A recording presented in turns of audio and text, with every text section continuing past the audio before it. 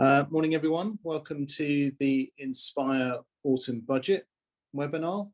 For those who don't know me, my name is Andrew Singleton. You can see my name at the bottom of the screen. One of the directors of Inspire, joined by Chris, also, and who will run shortly through Wednesday's budget and the sort of key details from that budget. Housekeeping points, we're going to run the session up to midday. If you have any questions, please can you put the questions in the Q&A function within Zoom as opposed to the chat room. And what we'll look to do is to answer those questions at the end of the presentation. So we'll try and get through all of those before the end of the session. So yeah, just as a sort of backdrop, you know, we obviously hell of a time over the last 18 months, almost 2 years now, you know, unprecedented levels of government spending to fund support measures during the pandemic. And the Chancellor was under pressure to sort of set out the sort of spending plans for the future in conjunction with the public finances. We had the announcement last month with the health and social care levy, and there were lots of well-publicised leaks ahead of Wednesday's budget, which the government interestingly got its knuckles wrapped within the House of Commons the day before. And I think, yes, Rishi sort of opened up by saying it was all duly noted. So yeah, very strange times. And it's quite interesting with the budgets nowadays as well, where gone are the days where there's the big announcements on the day. As I say, there's lots of leaks, information set out in the public domain ahead of the day itself, where the government seems to be sort of softening up the general public for what's coming. I think it's fair to say as well, there was some speculation around, you know, what could be incorporated within the budget, certainly around the area of taxation. A lot of commentators were sort of speculating about certain areas of taxation.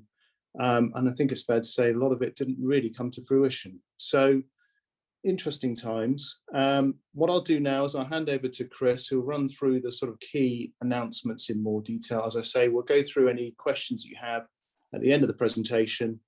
But in the meantime, I'll hand over to you, Chris. Thanks, Andrew. Yeah, as Andrew said, a lot of things were leaked in the press in the last kind of 2 or 3 weeks. And this felt a very political budget, playing to, I suppose, the not so newly acquired former Labour voters who have turned Conservative. It was definitely a case of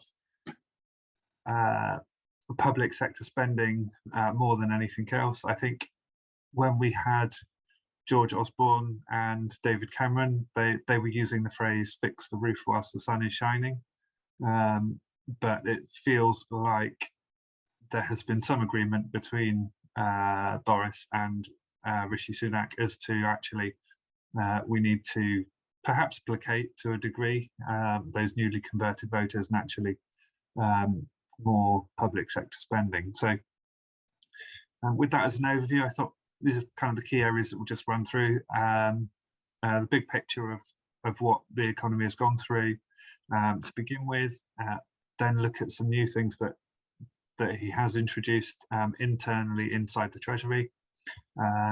Things we knew were already coming, as Andrew alluded to. The health and social care levy has already been kind of released. Then the tax announcements, which are in some places fairly niche, but some places I think they're very relevant still.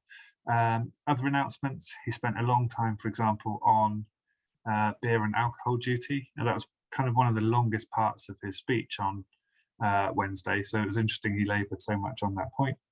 And then the other things that we were all expecting and then nothing happened with, so we'll talk a little bit about those. And the things that we can see on the horizon. So to begin with, he opened up talking about the impact of COVID on the economy, and was quick to play the card that actually it wasn't as bad as it had first been anticipated. And I think that's where a lot of the extra cash had come from for the public sector spending that we had seen leaked in the press previously. The statement he made was that the Office for Budget Responsibility, the OBR, who effectively prepare and audit the government numbers, but I would say I would bear in mind that they are a government-funded and backed organisation, despite them supposedly being independent. They were suggesting that the scarring on the economy wasn't quite as bad as it would first thought to be, and the legacy would be around 2% of GDP instead of 3%. Now, so that in itself gives him 20 billion to play with. So when you start hearing that there's an extra 3 billion for this, 4 billion for that, you can kind of see where that has come from. And I think there was something like 6 billion announced for transport and as part of the Levelling Up project, and transport services in Manchester and Birmingham, etc. Now, as I said already, it felt a departure from normal Conservative governments, but I think there was political leaning definitely at play there. But it felt like we are, as we all know, we're not silly. We know that the economy is taking a battering from this. For example, the furlough scheme I read has actually cost 378 billion. And that's now the final figure, now it's finished. So that was previously around 25% of our national debt. So that has put a huge burden on the national finances. And I think it was a case of, okay, do you make cuts and do you pay off the debt, or do you actually try and grow the economy to be able to cover the debt? And it feels like he's going with the latter. Which I think politically, you could describe it as a gamble, but we're all in business and we've all seen the situation of, you're at that point, do you take the next step to grow, or do you kind of deal with what you've got and look to make the cuts? So he's opted for the growth route, is how it feels. In terms of stats around the economy, I think it's been in the news a lot in the last couple of days. The inflation rate, September was 3.1%, looking to be 4% over the next year. Now, it's quite in some ways, an easy thing for him to pass off to the Bank of England, as it's their responsibility to try and help keep that low. The bit I've put in bold and italics is, finally, I've written to the Governor of the Bank of England today to reaffirm their remit to achieve low and stable inflation. So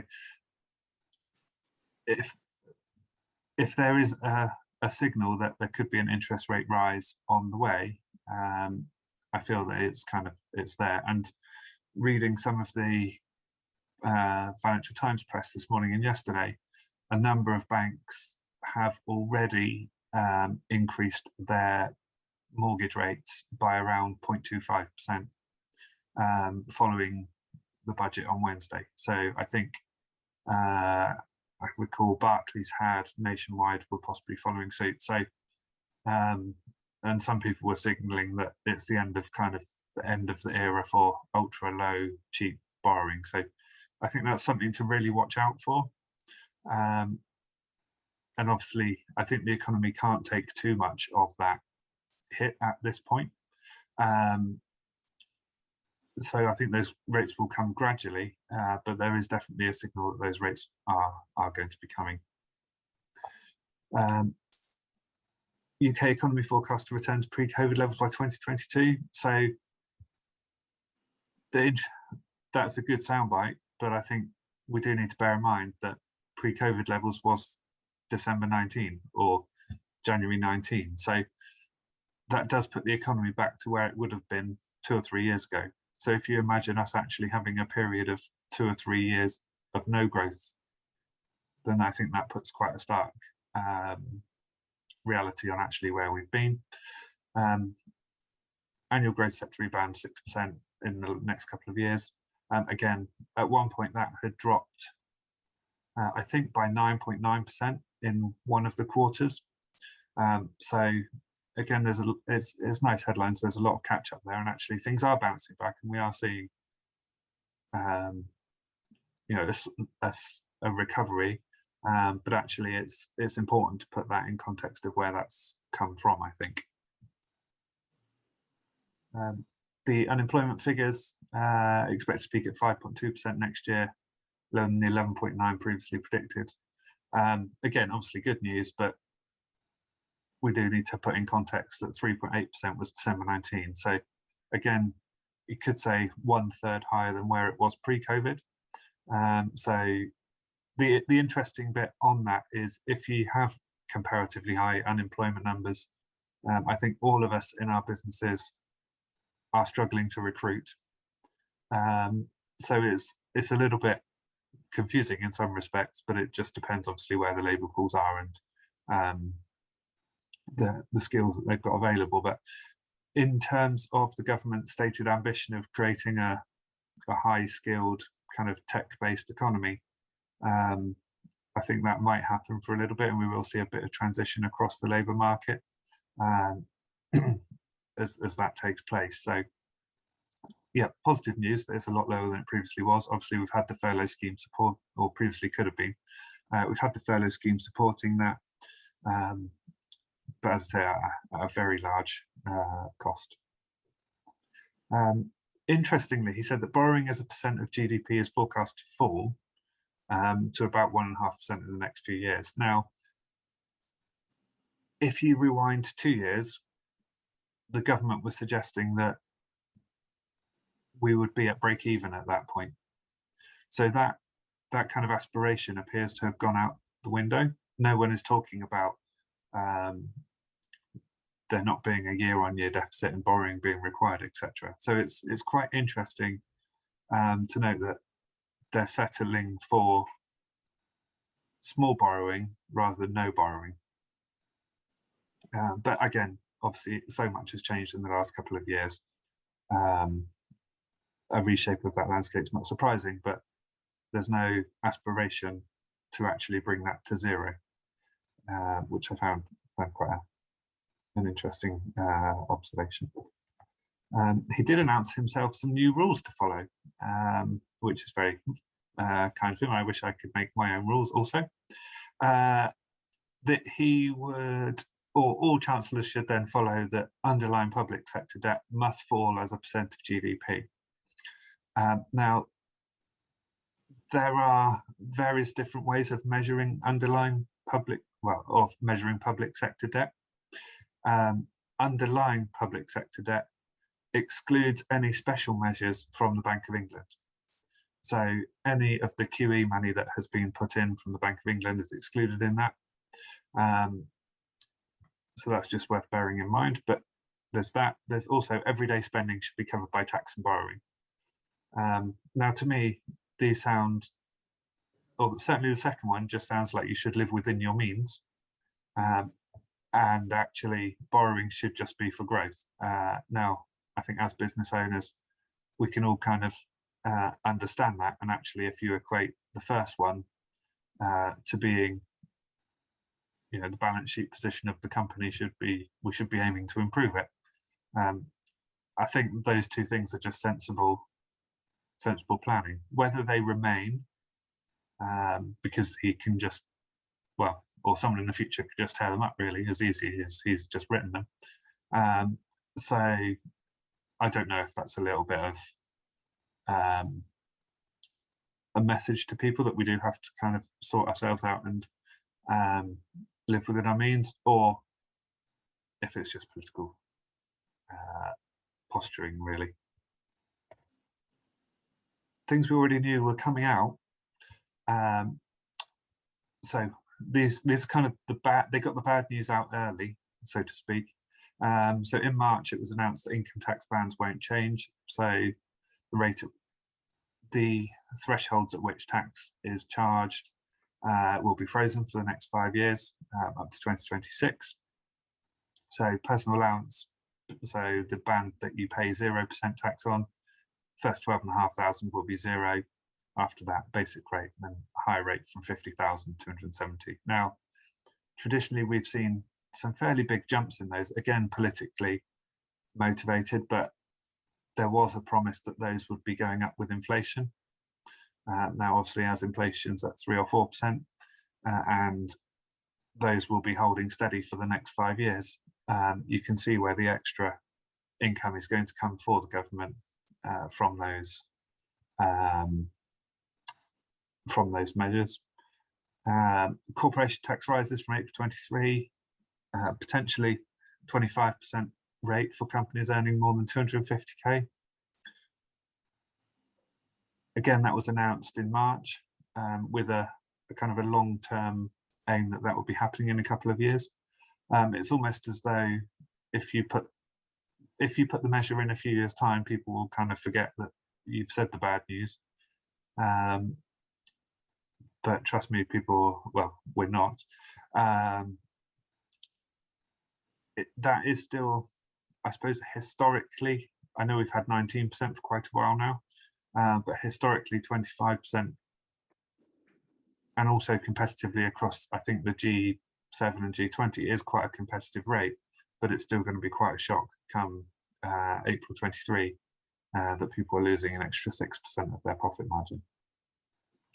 And as Andrew said at the start, the 1.25% tax on the health and social care levy from 1st of April 22, that's hitting everybody.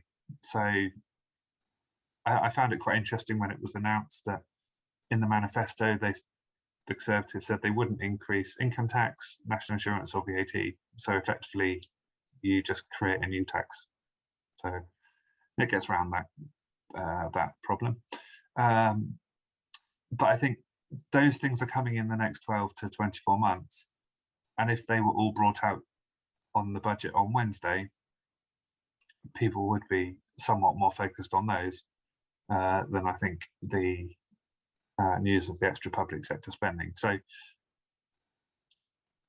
there is a definite thought process that if the bad news comes out in chunks at some point over the year, people tend not to really notice it as much versus if you announce it all on one day at the budget, when scrutiny is definitely on. So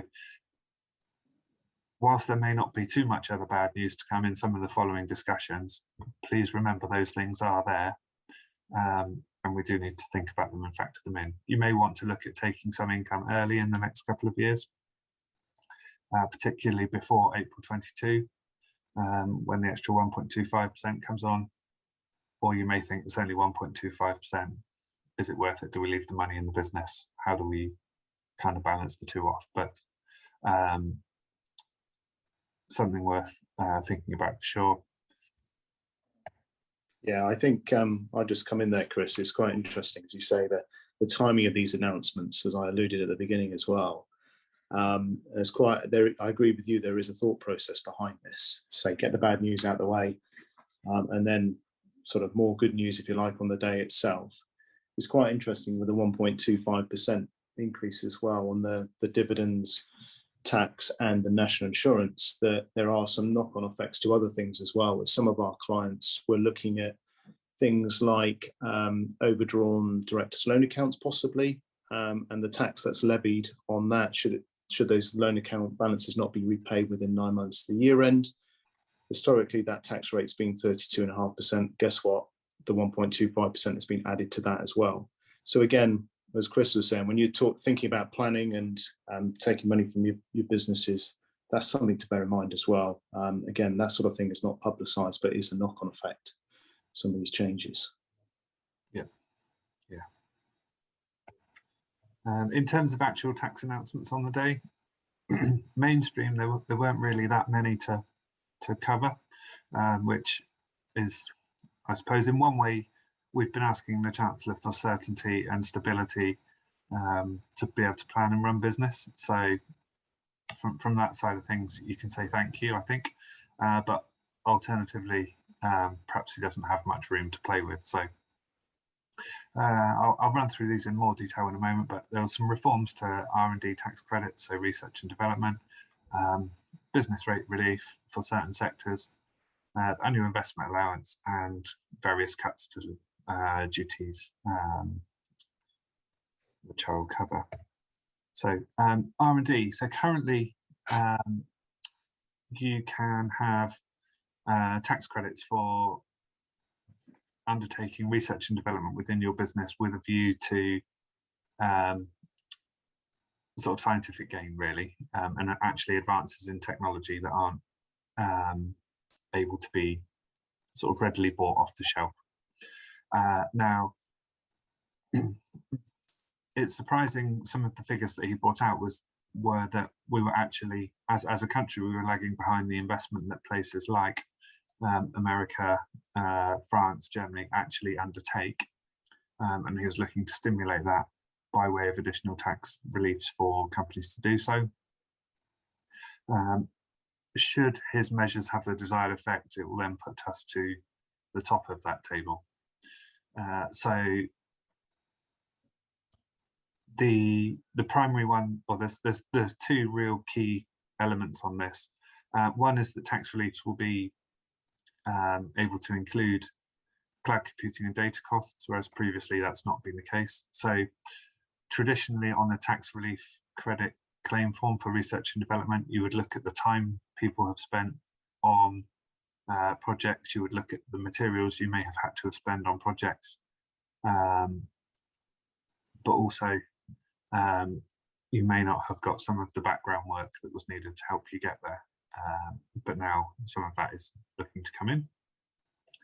And also, we have a number of clients who this will impact directly, that some of their R&D they will undertake overseas. For example, if it's closer to the raw materials, or if actually those elements of expertise exist in that foreign country but don't exist here, they will have their R&D function set up in that location.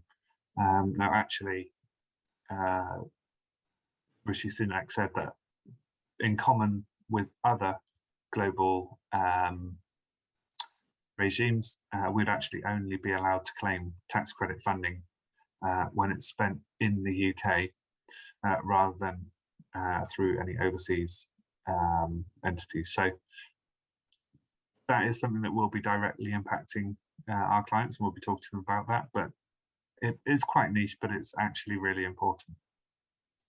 But also, I just thought I'd pop on here that don't forget the Help to Grow schemes. There are government incentives out there for training people in terms of business growth and development. So have a look for the Help to Grow scheme. Do a quick Google. It can be for management training, and also for training on software and technical expertise. So definitely something to look for and look to get involved in.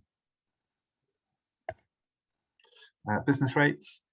Now, there was a 50% discount for retail, hospitality and leisure sectors announced in 22-23. And now a great deal of clients benefited from rates relief this time around during COVID.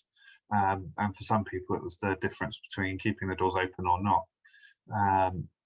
So I think on one hand, that's fairly welcome in terms of it was perhaps a little unexpected, but on the other hand, I don't think it's not really going to save the high street if there's a maximum of £110,000 per company. I have looked, and it's been defined as per business. So if you think about sort of the large high street chains or retail chains, that's not really going to make much of a dent in their rates bill. Whereas it will definitely benefit the kind of smaller independents. So for the majority of or certainly for clients that we work with, that's good news. But if he's actually trying to help stimulate the high street, I'm not sure that's really going to make much of a difference to the larger end of that market. More frequent valuation reviews, so the rates should be more relevant, I guess, based on the calculations involved. Also, no changes if you make a significant change to the property for 12 months. So if you were to build, I think in his speech he used an example of a bicycle parking area or something, a little bit of extra space on the property, then there shouldn't be any rates changes for 12 months. Again, just to try and, I think, stimulate that investment and development. But again, I can't say I've had many discussions around clients where they decide whether they should undertake some sort of business expansion, whether their rates bill will increase. But it's a welcome change. And there will also be incentives for changes to properties to add things which are more energy efficient, such as solar panels, more energy efficient heating, all of those kind of things. So relatively few technical announcements on that at the moment, but I think where it's coming out in 22, 23, then more will follow over the next kind of few months. So something to keep an eye on, especially if you're looking at making any changes to your property or moving into a new property and looking at refurbishments, those kind of things. Annual investment allowance has been with us for quite a while. So this looks after the money that you spend on plant and equipment, vans, computers, all of the kind of machinery that you use within your business. Of this, first 1 million will continue to get you 100% tax relief until March 23. That measure was due to end at the end of this year. So again, they've just extended on the end. That number was going to drop down to 200,000, I think. But with the first £1 million, I think it covers most people's requirements. And again, is a welcome measure, but I think should be relatively cost effective for the government in terms of the tax relief that they would lose. I put on here also the super deduction. Now, the super deduction was an allowance brought out again in March, which would mean that for every £1 you spend on plant and equipment, the government would see that as £1.30. Now, that was brought in with aim, I think, is to stimulate capital investment. It doesn't really have much of an impact. I think it saves you maybe 4 or 5, when you look in actual cash terms, 4 or 5% of the value of the plant versus the annual investment allowance. And the super deduction does come with a few quirks and clawbacks. But if you are exceeding the £1 million capital spend on the annual investment allowance, there is still the super deduction to look at. And I think that will cover maybe quite plant heavy businesses. So we have a few that do construction and civil engineering, Andrew, don't we, who go over that number just because of the sheer amount of equipment spend that they have to do. So that will impact, but again, I think it will. It's kind of tinkering around the edges. There's no revolution there, so just something to bear in mind. Other things, national living wage increase, £8.91 to £9.50.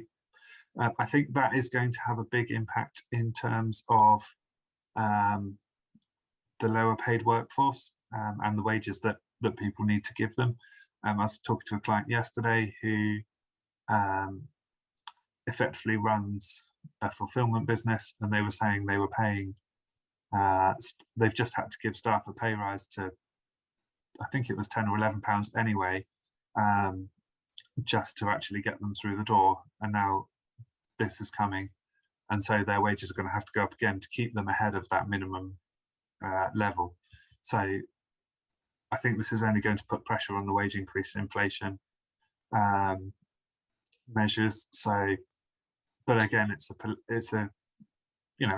good thing to have the lower paid more. But I think everyone just needs to bear in mind what that's going to do and knock on to the labour market in general. Because in percentage terms, that's kind of a 7 or 8% increase. It's not an insignificant one. Tax relief for museums and galleries to be extended for a couple of years. Again, a fairly niche thing, but with aim to stimulate that market. Relatively few green measures were announced this time around, when everyone thought there would be quite a few, given the COP26 coming in the background shortly. And also domestic flights taxes were lowered, which, and I think in his speech he actually quoted, hopefully it would help places like Southampton, and a couple of places in Scotland were mentioned. I think Aberdeen was one. But it'll be interesting to see what happens with that, if it really does make any impact on sort of bookings and the the footfall that goes through those places. And there will be a higher rate for people going over 5,500 miles, but I think a lot of the destinations over 5,500 miles probably won't let us in anyway. The bit he spent quite a long time on was efforts to help, well, I will say drinkers, but I think he meant actually brewers, and the pub trade and the pub sector. There was a fuel duty rise also, that's been cancelled, but the biggest reform I think he said was going to be on alcohol duty and how alcohol was calculated, and it was going to be more based on how strong the drink was versus the type of drink, which had previously been the case. And again, there was then going to be a further cut for draft beers and things, which you would get in pubs and bars rather than being able to go to the supermarket and buy it. But yeah, he spent quite a long time on that one. The capital gains tax, this is again, I think it's something we're increasingly seeing more of. At the moment, when you sell a second home or rental property, and not many people are aware of this, and it's catching a few people out at the moment, and we've done a few blogs on it and things, is that you have to report and pay any capital gains tax within 30 days of completion of that property sale. That's going out to 60 days. So it gives people a little bit more time to get together the information. But actually, if you didn't know it was due in the first place, I'm not sure a 30 to 60 day extension is really going to help that much. But I think it's definitely something, if you've got a rental property or a second home, be looking at, okay, if we do sell this, what do we need to do? Come and ask us, talk to us. It's not a big exercise, but it could be costly if you get it wrong. If you think that the house prices are rising so quickly, capital gains tax will therefore rise quickly, and penalties tend to be geared to the amount of tax that you have to pay. So definitely come and talk to us if you're looking at selling a rental or a second home. And then things that we thought would change but didn't change. So there was no mention of inheritance tax, so business asset disposal relief, which I'll come back to as a part of capital gains tax, stamp duty, and we've talked about the extension on the capital gains tax. Previously, there has been a consultation on capital gains tax and reforming capital gains tax, and there had been noises made that the government were looking at bringing capital gains tax in line with income tax. Now, that would be very painful for so many people in so many measures. Nothing was mentioned on that at all. So it kind of feels like, I won't say we got away with one, but it's definitely something I think that could be looked at in the future. Capital gains tax, and I think only contributes about 16 billion to the pot at the moment. So it's not a huge tax, but I think it's an easy political move to say, oh, look at these rich people making money on selling their businesses or selling their sort of rental properties, etc. Let's put the tax rate up on that. But actually, there's nothing happening at the moment. So I think a bit of a relief. And I just put this chart on here to show where the government gets their money from. And actually, if income tax, NSE and VAT can't be raised because of manifesto pledges, you are then looking at the other areas. Fuel duty has been frozen. So corporation tax we know is rising. So it does leave those other kind of niche taxes, I suppose, if you call them that, such as capital gains tax, inheritance tax, and stamp duty, to be under the microscope, but nothing at this point. One of the things that we did wonder would happen, whether business asset disposal relief, which was entrepreneurs relief. So the first £1 million when you sell your business of profit that you make on that sale, you will pay 10% tax on. We wondered whether that concession would go, but it hasn't. So yeah, again, a sigh of relief. But it is worth bearing in mind that not so long ago that allowance was a lifetime limit of £10 million. So it has taken a big reduction anyway. But yeah, we were definitely expecting some attention for those areas, and nothing transpired. So yeah, I guess we can only be thankful for that, really. It's interesting, isn't it, Chris, with that, because that's something we talked about, wasn't it, before the budget? We were fully expecting something to come through on that, and it didn't. As you say, there was no mention of it at all within the policy documentation as well. But you can't help but feel that there is something coming at some point. It's not a question of if, it's a question of when. I don't know what your thoughts are on that. Obviously, we've had a March budget and we've had an October budget. Can we expect a March budget again next year? We should be now back into October budget cycles. So the March budget was effectively a deferred one from the autumn, where I think there was just too much uncertainty from COVID at that point. Yeah. So it kind of got put back to March. I know we've traditionally had March budgets, but in October 19, there was a stated aim that it would be an autumn issue now rather than a spring issue, with the thought process being it gives you, or it gives a bit of time to actually get ready for the start of the tax year, that you know what's coming, rather than when we had the March budget, it would give you maybe 2 weeks. Yeah. And I think part of that is actually any changes need to get filtered through so much more now, such as IT systems and real live reporting, that it gives everyone a bit more time to get everything up together ready before the start of the tax year. Yeah, I mean, I would agree with that. I think one of the comments I read from one of the commentators was that the 1.25% increase in national insurance dividend tax rate, as you quite rightly say, you know, HMRC have got to update their systems.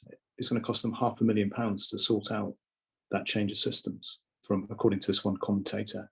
And as you say, they need the time to be able to do it as well. So that's certainly worth bearing in mind. And I guess my other comment is, you know, when we talk about when's the next budget, when we talk about potentially the end of next year, that's what they've been sort of positioning. However, they've mentioned, you know, the health and social care levy in between budgets. So there's nothing to stop them doing something like that. Again, just a word of caution and not being pessimistic, but unprecedented times, you know, something we just got to keep an eye on. Yeah, I think depending on which measure you read and who you read, the, I suppose, national debt now, or the government debt, is about £2 trillion. So that has, as we said, that's increased by sort of a quarter from where it was pre-COVID. But even then, like that cycle needs to end at some point. You know, in business, we know you can't just keep living off borrowing forever, particularly when your balance sheet is negative £1.5 trillion. So yeah, something has to change, and someone has to, I suppose, someone has to face up to the reality that actually we can't keep doing that. And one way is we obviously grow the economy to be able to raise more funds to reduce that, and the other way is the tax rises. So yeah, those two things I think will happen at some point. Although, having said that, one of his aims he did finish with was his aim is to cut taxes by the end of this Parliament. Now, the cynic in me says, well, of course you want to cut them by the end of the Parliament, because that's when the next election is. So, or is that just I am really the tax cutting kind of party? But I think if he starts to cut taxes at the moment, the hole is just so big, it just is unsustainable, really. So we'll see what happens on that. But as we've touched on, there's already consultations on capital gains tax. There is a lot of chat around an online sales tax. And again, I think there has been talk at the various different conferences, like the G20 and the OECD conferences, of a general minimum global corporation tax rate of about 15%, to stop people moving a lot of profits offshore, or to various jurisdictions where the tax rates are really low, to places like Ireland, where some companies pay 12.5%. So those things, whether they actually make companies relocate back to the UK that may have left, is one question. But the online sales taxes, I think, is something that needs to be got to grips with. And the urgency on that has probably been accelerated during the pandemic, just by the way that everyone's habits have changed. One thing I didn't put on here, which I think is also relevant, is the government is definitely pushing an agenda to have tax in a more digital and real-time fashion. So there has been talk, if we would have been on the timescale that was originally anticipated, we would be looking at large companies right now reporting and paying their corporation tax on a quarterly basis. And then obviously if large companies do it, you can see that trickling down to smaller businesses as and when IT, etc., catches up. We have also had a mandate from, or the government have also said they're going to look to have individuals in certain income streams, so particularly landlords, reporting their rental income on a more regular basis. So those kind of little things are happening and are coming. Now, they won't necessarily lead to an increased tax take for the government, but they will increase the rate at which, or the frequency at which the tax is collected, and therefore perhaps reduce borrowing. So I think it's just interesting to keep an eye on those as kind of future developments. But overall, I think it was a fairly steady budget for business, based on the things that we already knew, versus what he said. There was a lot of public sector announcements, but actually, in terms of the private sector, I think he left quite a lot alone, really. Thank you, Chris. At the moment, we don't have any questions in the Q&A box. So you've been very thorough, Chris. One of the things I was just going to say, off the back of that, again, not announced on the day, but probably of relevance to a lot of businesses and of interest to businesses. A lot of us will be aware of the bounce back loans, the coronavirus business interruption loan schemes. The successor to that was the recovery loan scheme. And that was designed to aid sort of recovery and growth of businesses. And as I say, it was a successor to the CBILS, as we called it, and the bounce back loans. That they were due to end the end of December. That has been extended to the end of June. So you can sort of borrow up to £2 million. The government guarantee up to, well, it was 80%. Now that's going to change, as I understand it, to 70%. But it was designed to give lenders confidence to lend to smaller businesses. So it's interesting that's been extended by another 6 months. Not hearing much sort of in the way of businesses taking up that loan scheme, if I'm honest. I heard of the first case the other day from one of the banks that we speak to. So, but it's just something, you know, to be aware of. That's come right. Okay, we have a question that's come through. So the question is this, Chris: in light of the message about reducing taxation, do you think that we will likely see any changes to taxation made on the sale of company shares in 22-23?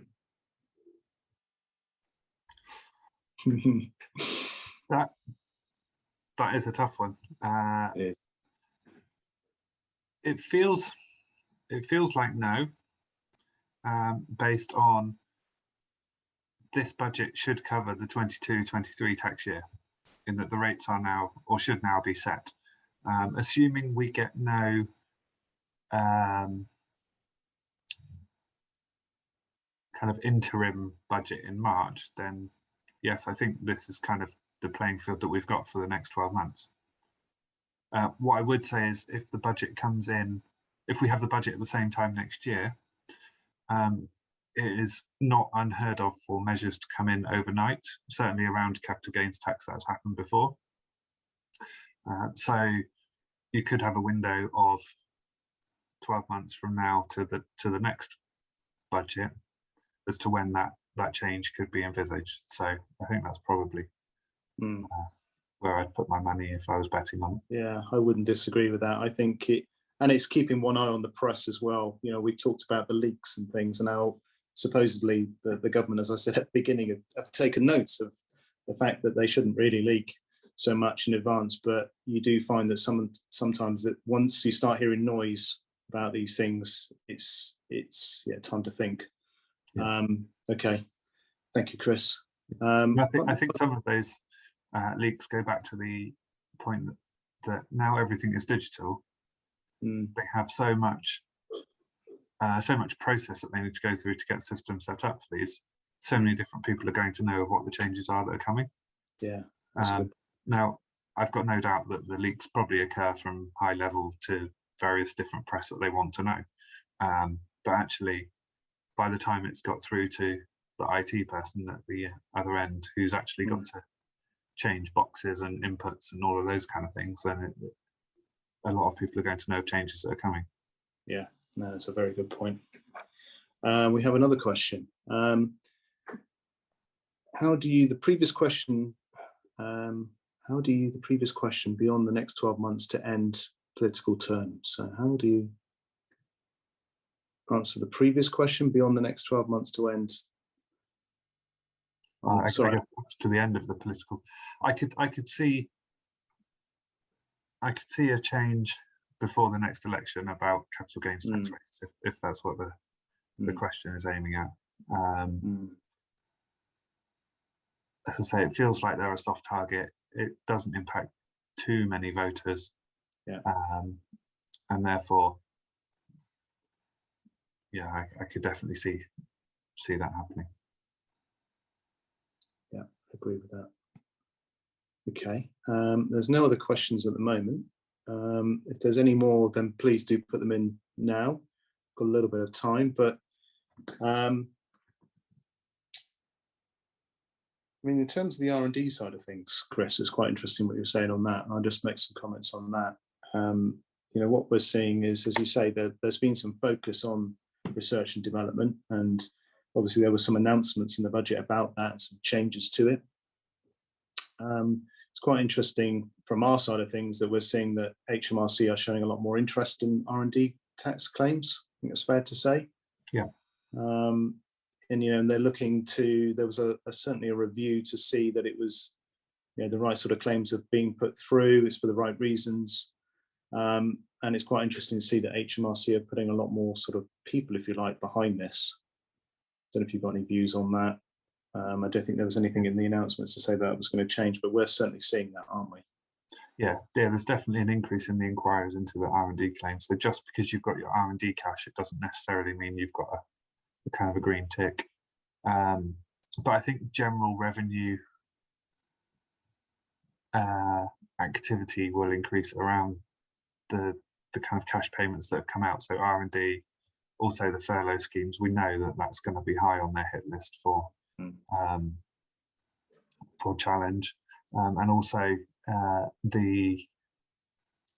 know talking to some liquidators that people who've taken bounce back loans and not used them for the right reasons are also going to be high on the list of people who are going to be targeted. So certainly with the furlough scheme, I think the revenue have got 4 or 5 years to look at it.